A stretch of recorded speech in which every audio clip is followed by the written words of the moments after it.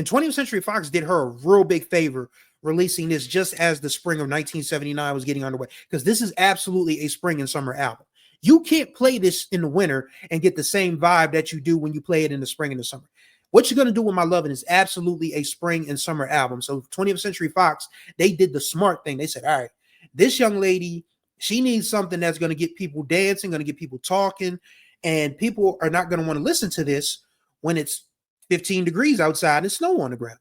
They're going to want to be dancing, skipping in the park, and all of that, roller skating and all of that. So let's put it out in the spring. And of course, it worked.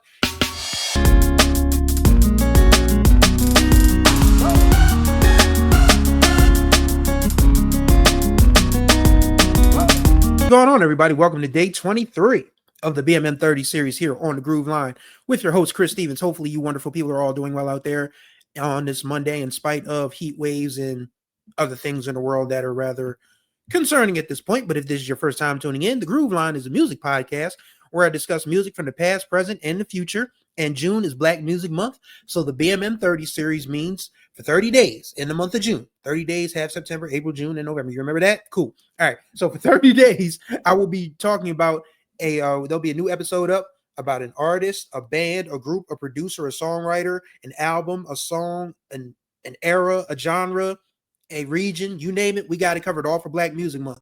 Be sure to subscribe, tap the notification bell so you're notified of all the new content that drops on this channel. And don't forget to like and comment on the videos. The more eyes and ears be on this channel, the more this channel grows, and that helps with, likes and comments. And we have really good conversations in the comments, so feel free. So today's Monday, and I wanted to talk about this album when I first started this channel, but I just couldn't find the time and the motivation for it. I mean, it's a great album from a great artist, but I just couldn't find a way to make it fit into what I was trying to do and introduce you guys to the Groove Line. But it's Black Music Month, and it's no better time than now. When I had Stephen J. Gaither on the earlier last week, we talked about the SOS band, and then we got into talk about a brief conversation about Stephanie Mills and how Putting a Rush on Me was like a pushback on the free love era of the 70s and 80s during that sexual revolution or whatever. But I just remember saying that she was a very talented woman, and it brought me back to an album that she released many, many years ago that was finally the album that put her into the stratosphere as a musical artist, even though she had already been well known for her run as Dorothy in The Wizard of Oz, the stage production of The Wizard of Oz. We'll talk about that in a minute. So today we are going to talk about this little dandy. What you gonna do? As you can see, well, let's try again. As you can see, this is Stephanie at age 21, well, actually going on 22, because this album was released the week after her 22nd birthday. Her birthday is March 22nd. This album was released March 29th, 1979. As you can see, it's this very lovely picture of her profile, What You Gonna Do, on the cover. And the second half of the album's title on the back, which is hilarious picture in itself because she's 4'8", 4'9", so you can get her entire frame on the back of a record with, and of course with My Lovin' in the back on the bottom half. I just find this album cover.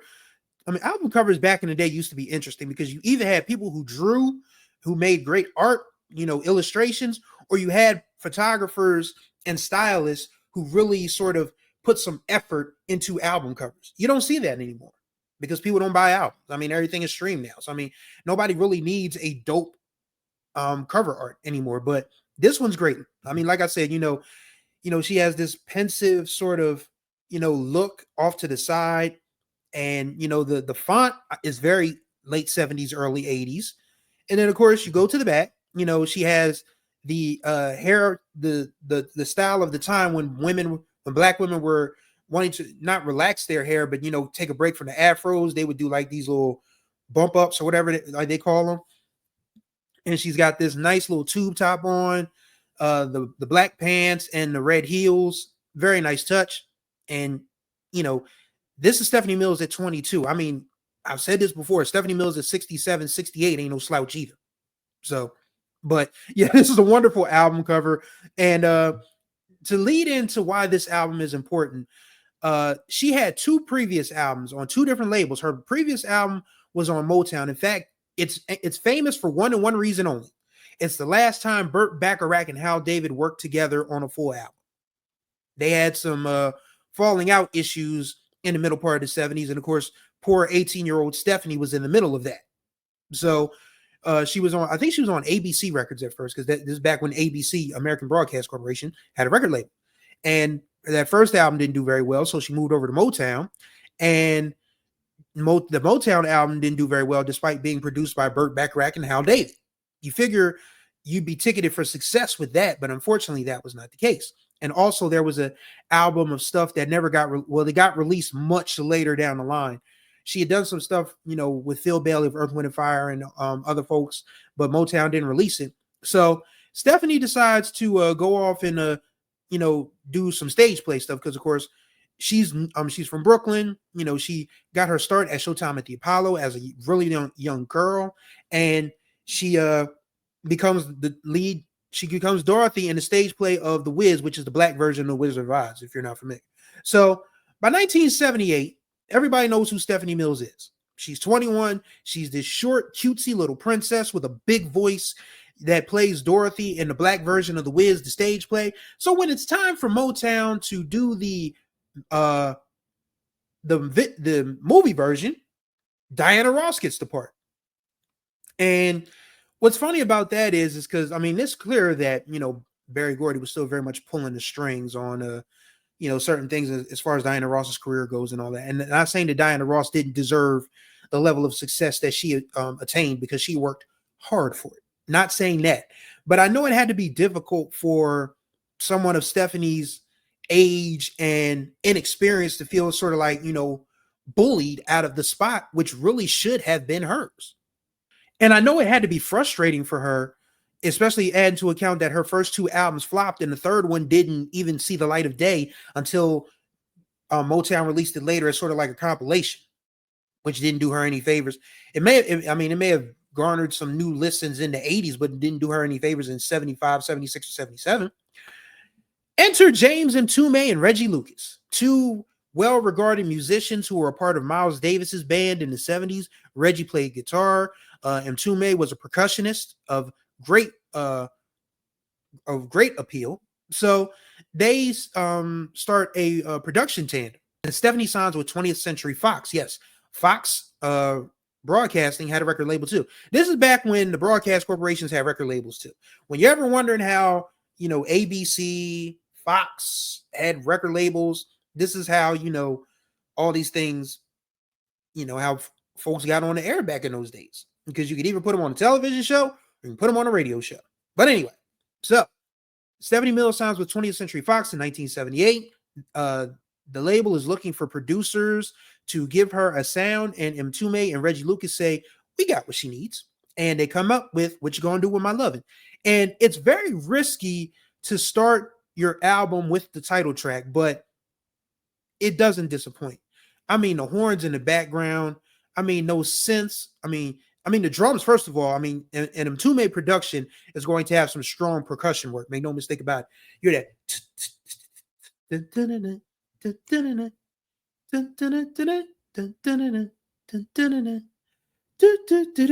And then, Stephanie starts, singing, and it just takes off from there. Like, what's good about this album is that it's half and half. It's 8 songs. It's about 35 minutes long.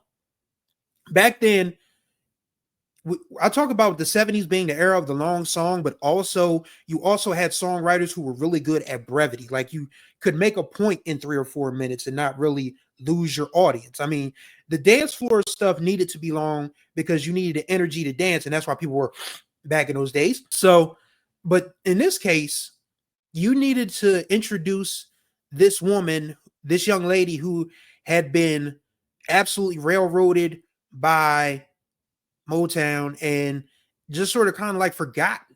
But by the time the summer of 79, and 20th Century Fox did her a real big favor releasing this just as the spring of 1979 was getting underway, because this is absolutely a spring and summer album. You can't play this in the winter and get the same vibe that you do when you play it in the spring and the summer. What You're Gonna Do With My Lovin' is absolutely a spring and summer album. So 20th Century Fox, they did the smart thing. They said, all right, this young lady, she needs something that's going to get people dancing, going to get people talking. And people are not going to want to listen to this when it's 15 degrees outside and snow on the ground. They're going to want to be dancing, skipping in the park, and all of that, roller skating and all of that. So let's put it out in the spring. And of course, it worked. The album rose as high as 12 on the Black Album charts for Billboard and almost hit the top 20. It finished up at 22. So this was an important album because it gave Stephanie Mills not just the musical pop success that she deserved, but it also kind of gave her some confidence. We'll talk more about that in a minute. We talk about What You're Gonna Do with My Love in the title track, but Put Your Body in It is the other banger on this one. It was produced by, it was actually written by Howard King and Ed Moore, who worked with Mtume and Lucas as a drummer and a guitarist. And the thump in this song, it just absolutely, like that synth part, that synth bass, that's how you know that what Giorgio Moroder and Donna Summer did with I Feel Love started to take effect in music. Like those bassy synths, like those real like boom, boom, boom, boom, boom. That's to Put Your Body in the synth. And then of course there's that, and then of course there's the guitar. I mean, that's where you put that 4 on the floor and let everybody else, let all the other instruments rock. And that's exactly what Put Your Body in It does. And Stephanie is at her dance floor best. It's a shame you waited all night long to dance. Don't be afraid now. I'm waiting just for, and the voices in background, so the Aggies on there, just for you. And if be patient all night long, I'll see you through. Put your body in it, dancing. Like, to this day, that is one of the best dance floor songs to come out of that post-disco transition from disco to electro boogie R&B sound. It absolutely snaps. And I mean, she also covers People Bryson's Feel the Fire. I mean, people loved that record in 1978. So they figure, okay, let's give Stephanie that record. And of course, it ends up becoming a duet on radio with Teddy Pendergrass. Of course, Stephanie and Teddy would have a little more success a couple years later with Two Hearts. I'm really mad that Two Hearts isn't on stream. I don't know who I have to, read the riot act to get Two Hearts back on stream. But if you never listened to Two Hearts by Stephanie Mills and Teddy Pendergrass, that is quintessential James and Mtume Reggie Lucas production. I promise. Find it on YouTube.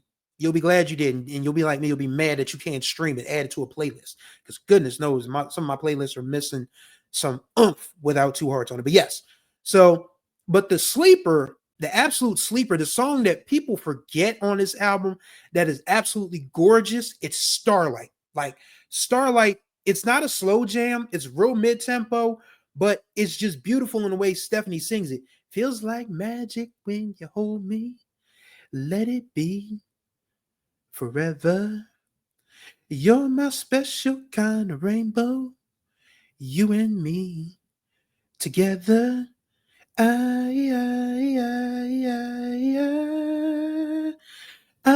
believe in you.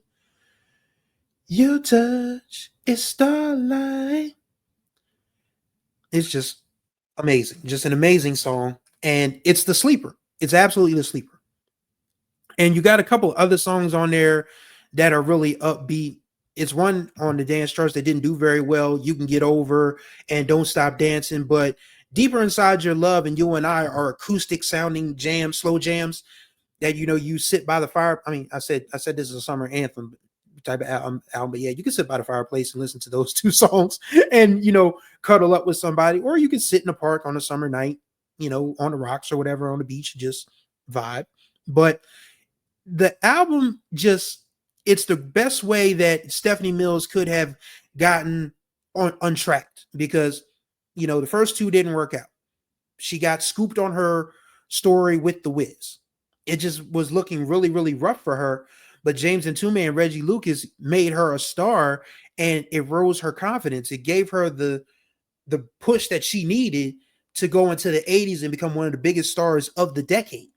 And we'll talk about that now, but let's talk about some of these reviews first and foremost.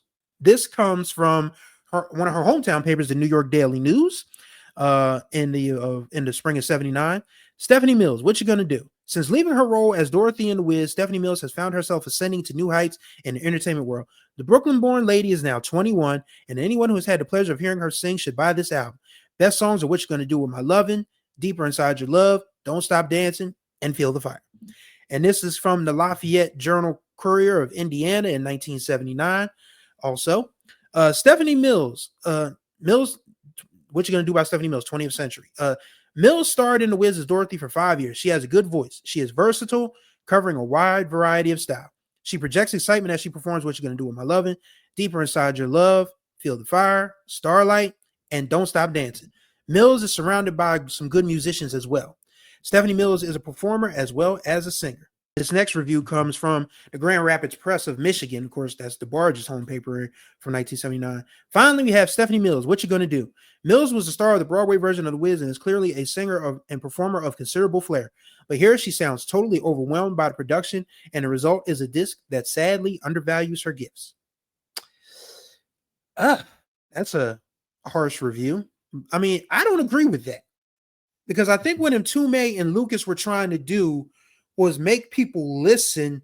I mean, you got to have something to dance to. You got to have something to kind of sway to. And then you can hear Stephanie Mills' voice. I mean, yeah, Stephanie, I mean, we know, I mean, anybody who watched The Wiz at that time knew Stephanie Mills was a flat foot, straight up singer. But the music that she was putting out at the time didn't reflect her talent. The stuff that James Mtume and Reggie Lucas presented to her in 1979 absolutely did. Absolutely did. And we're going to get into some feature stuff that came out in 79 about Stephanie. This is from the Cleveland Press, a defunct newspaper. Came out in September 79. Top album is Old Mills' Dream. Stephanie Mills, who for 4 years starred in the lead role of Dorothy in The Wiz on Broadway, is also a whiz at forecasting her career. Although I've had 2 other albums, I'm counting this as my first, the 22-year-old singer said at a luncheon in her honor this past summer. I think the title tune, What You Gonna Do With My Lovin', is a hit, she said. If the public agrees, then the next time you see me in Cleveland, I'll be headlining my first concert.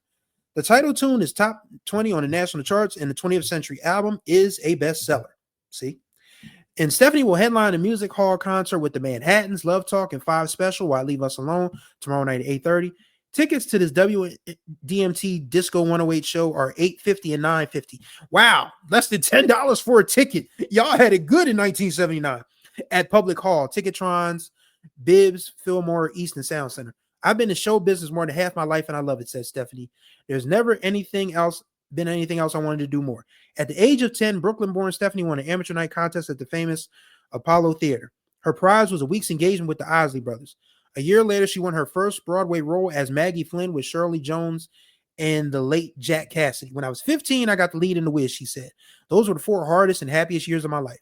I love that show more than almost anything in the world. Sure, I was disappointed I didn't get the lead in the movie version of The Wiz, but Diana Ross did a fabulous job. And with the costs and gambles of producing a money-making film, I can understand why Motown would give the role to her instead of me. Very mature for a 22-year-old.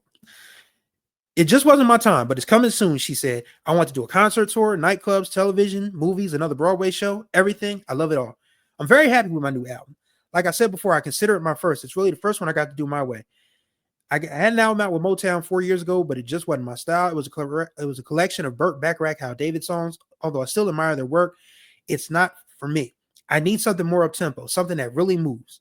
My second Motown album was 3 years ago. It had songs by Philip Bailey and Earth, Wind, and Fire, but Motown was working with more established artists, and that LP never really had a chance. But this one's going to make it. Just you wait and see. She told the truth. Like I said, it finished number 12 on the Black Albums charts and Billboards and top 22 on the Billboard Top 200. So she knew what was up. Like she knew she needed just somebody to believe in her, somebody to believe in her talent. And James Mtume and Reggie Lucas more than fit the bill. Now we're going to get into some sort of heavier stuff. And let me pull this up. I'm going to leave this on the screen. In fact, I'm going to leave this on the screen and just read from the screenshot that I have because I didn't bank on this being as small as it was on the screen, but that's okay. So just bear with me and just, I'm not going to read the whole thing, but there was a feature that came out about Stephanie in November of 79, back when syndicated columnists were a thing. And Marion Christie was a syndicated columnist who, had entertainment columns across the country. So this version is from the Newport Daily News in Newport News, Virginia. So this the lead is, oddly enough, the metal braces clenching her teeth in no way detract from the dazzle of the style itself. Stephanie Mills, a 4'8" disco dynamo, arrives at a noon luncheon wearing an out-of-context midnight blue strapless jumpsuit, matching mules, and of course that smile. She's a fish out of water who's riding impressive success with a new hit album, What You Gonna Do?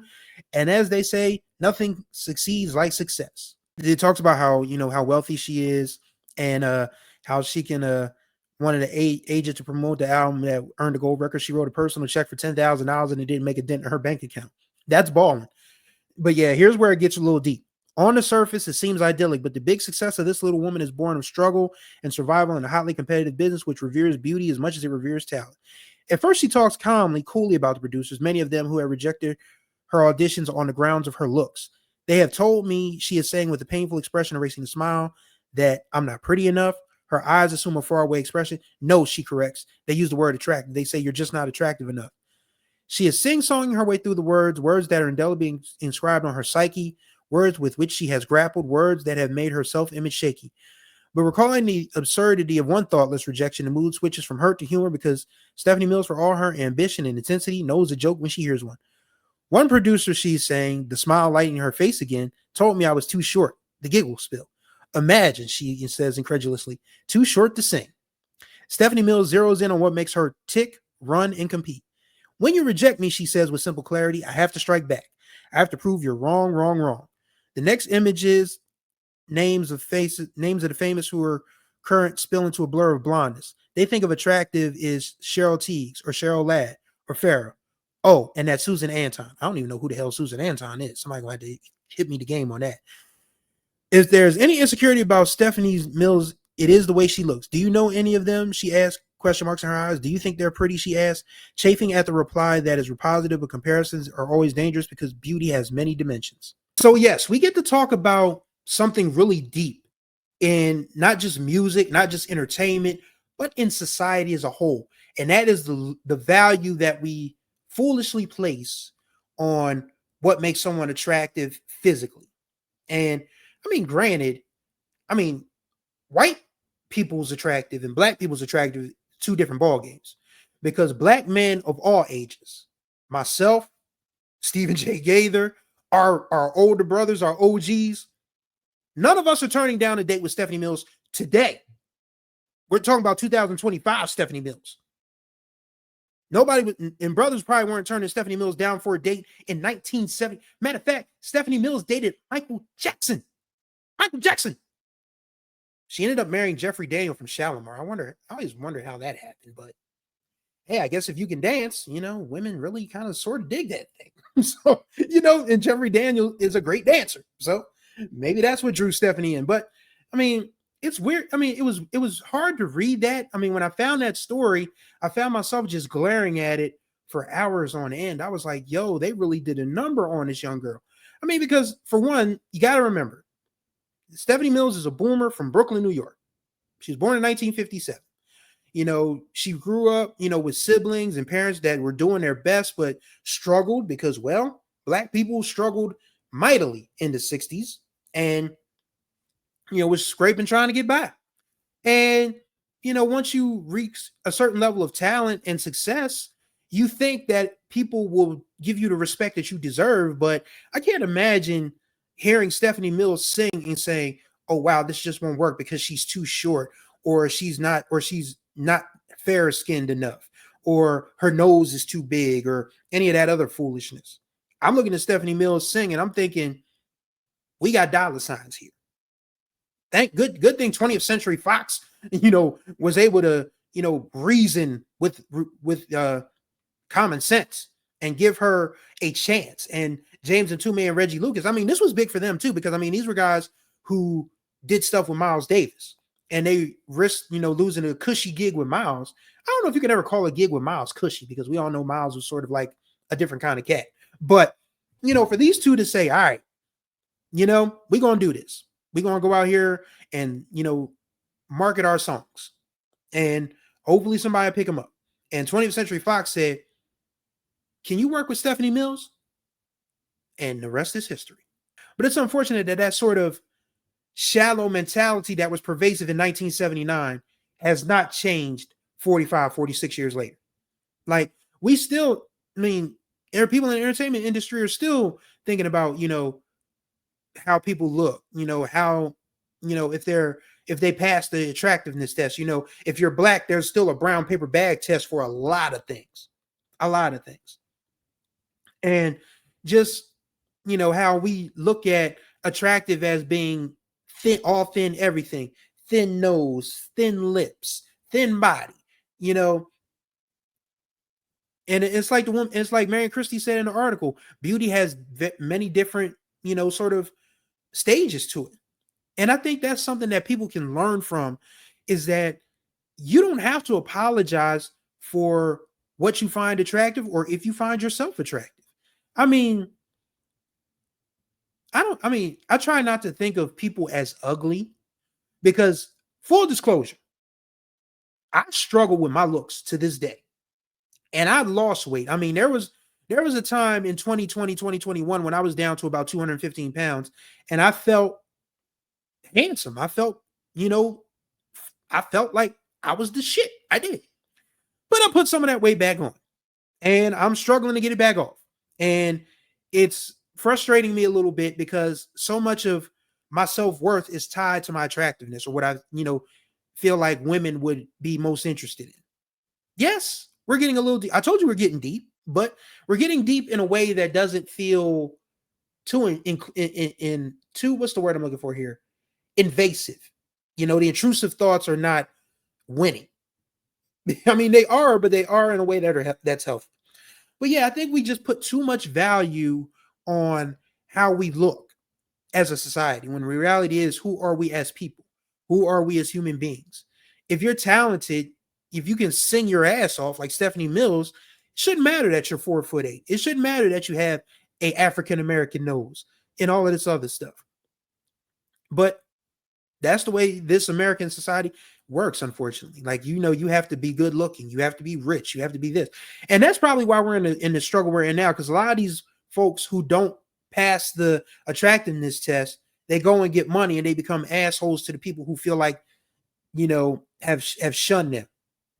That's why we all suffering at this point in time in this American society. But, just to put a bow on it, what you're going to do is absolutely an album made for summer. It's made for good times. It's made for good vibes. It's something that you can listen to for 30 minutes at a time, or you can listen to it back to back to back and not get tired, because the songs are long enough to enjoy, but they move along quickly so you can get to the next thing. So I highly recommend What You're Gonna Do With My Lovin'. It was Stephanie Mills. She said it's her first album that really felt like her. And it absolutely passes the test in that regard. Like, this is what we ended up loving as Stephanie Mills fans when we were old enough, because this album came out a full 2 years before I was born. 2 years and 6 months. So yeah, it's literally 30 months before I was born that this album came out. But as I got older and started, digging into the crates and stuff, and Stephanie just became one of my favorite singers because she just could, tear the roof off a song. And she got the chance to do that on dance songs, on What You're Gonna Do, and ballads as well. And it's something that it is an album that won't disappoint you. And that's going to do it for day 23 of the BMM 30 series here on the Groove Line. Thank y'all for riding with me. Once again, contact information will be in the description below. Don't forget to like and comment on the videos so the algorithm can pop and this channel can grow. And don't forget to subscribe and tap the notification bell so you're notified of everything that's dropping, because we got 23 down, 7 to go. Last week of the BMM 30 series. Very excited to bring it all to you. So thank you guys for watching and riding with me on the Groove Line. Until the next time we ride, y'all be good or be good at it.